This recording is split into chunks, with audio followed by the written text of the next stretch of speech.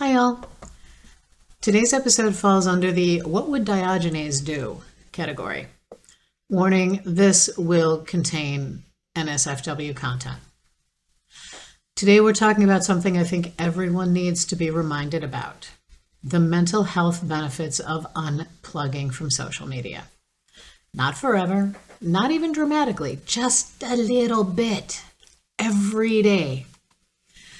See, I don't know about you, but this past week in particular, with the basket of deplorables squatting in the seats of power and their sack-licking sycophants raging about their hurt widow feelings over a despicable getting exactly what he bought, and the fact that so many of us really just don't care, I needed a break from all the crocodile tears, the slow, sinister smiles, and the self-congratulatory kudos for finding a way to fuck the First Amendment right where they like it best, bent over and spread wide.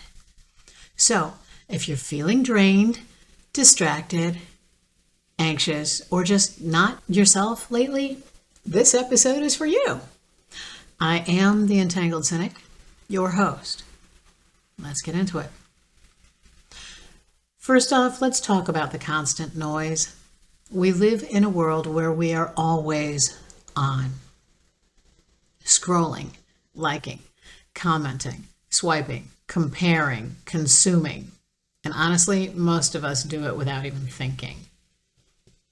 The average person spends nearly 2.5 hours a day on social media. I think it's actually higher than that. For some, for most, I'm going to bet that it's a shit ton more.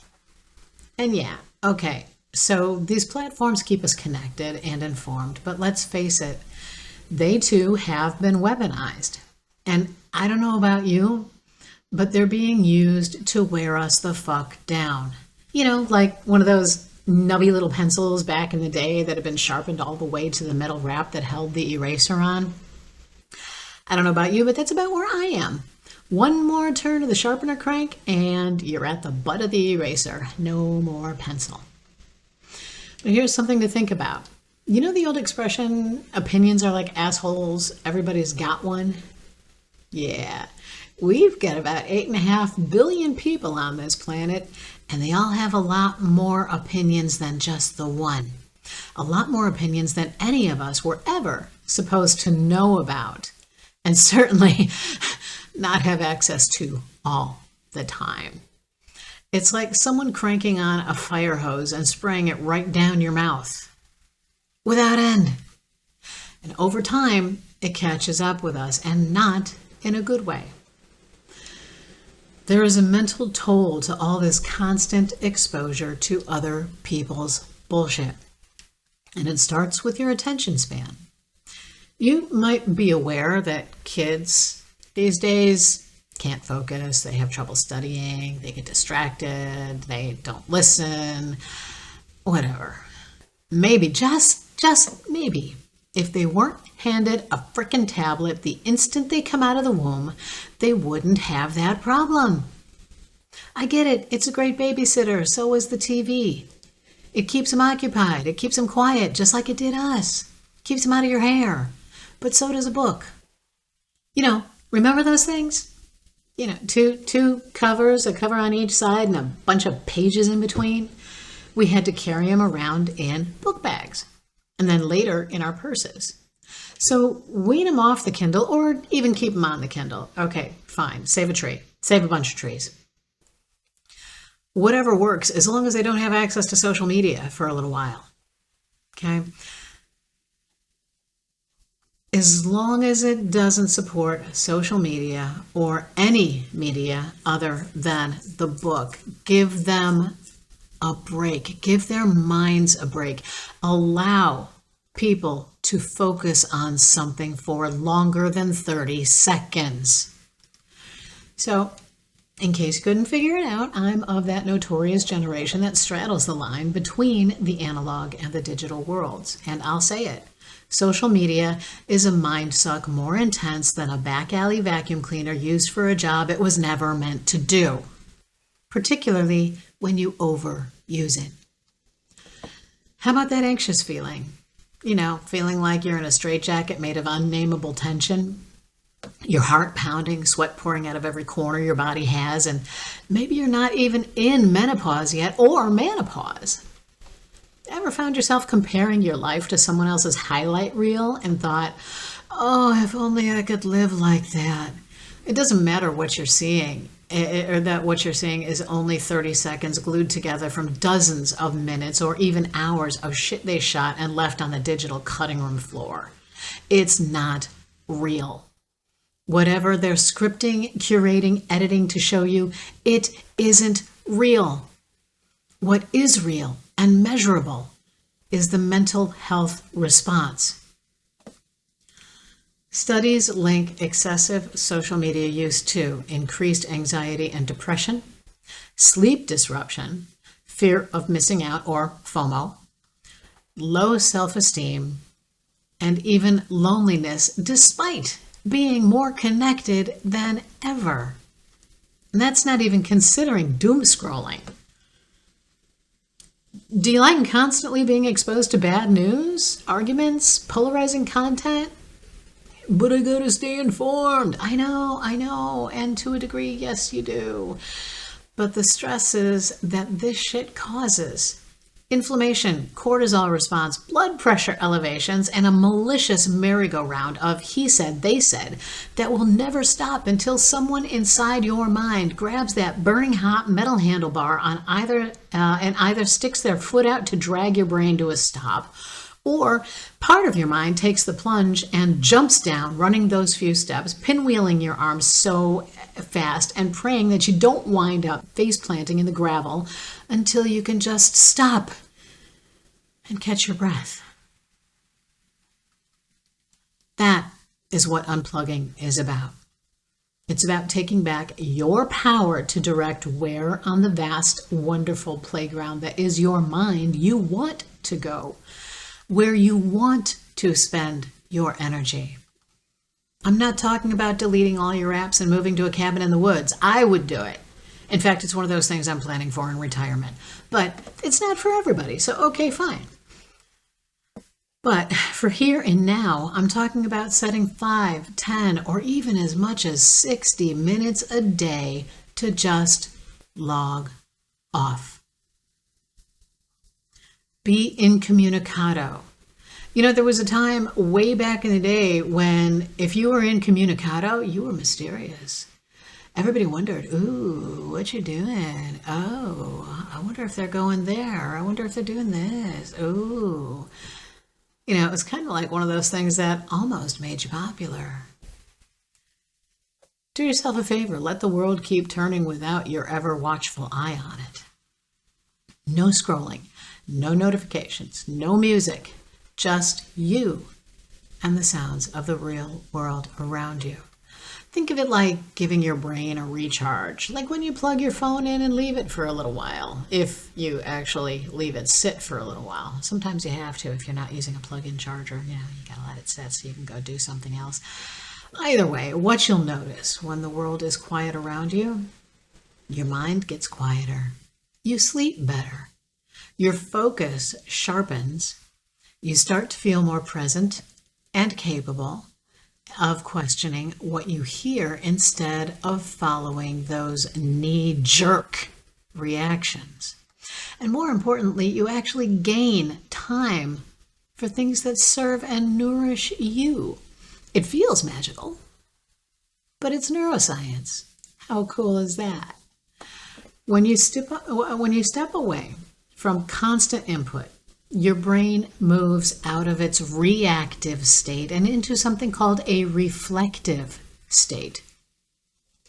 That reflective state is where clarity, creativity, and the reclamation of your personal power starts. So, how do you actually do this? Well, easiest way is to set a social media curfew.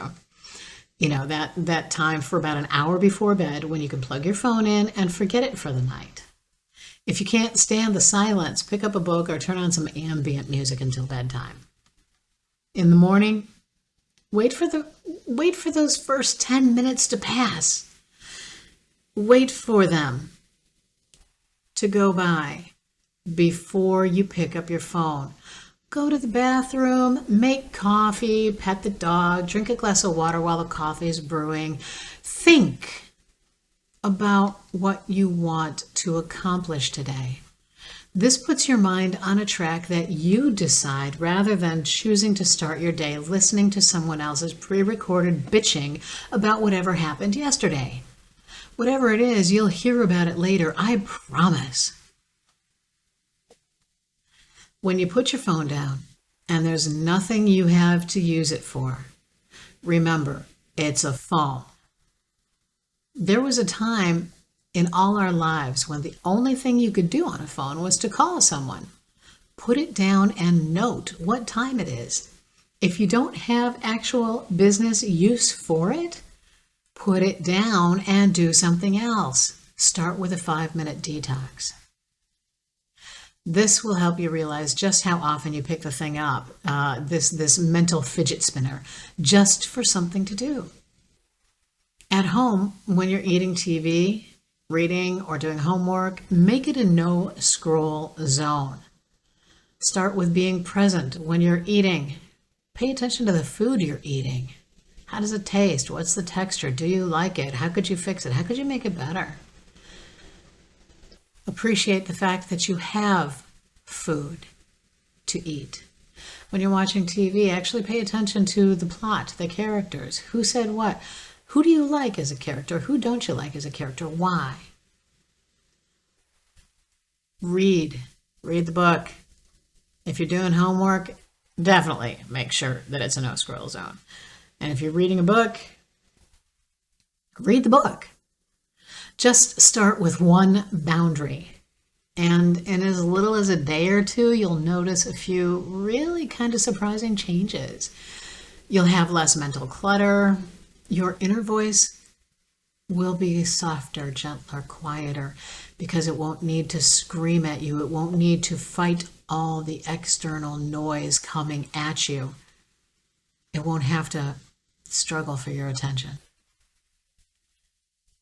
You'll actually cultivate a more genuine connection with people around you instead of just faces on a screen that you'll probably never meet, or if you do meet them, that you probably don't really hang out with too much. And surprisingly, you'll actually have more time to create, to rest, to laugh, communicate, to live, in short.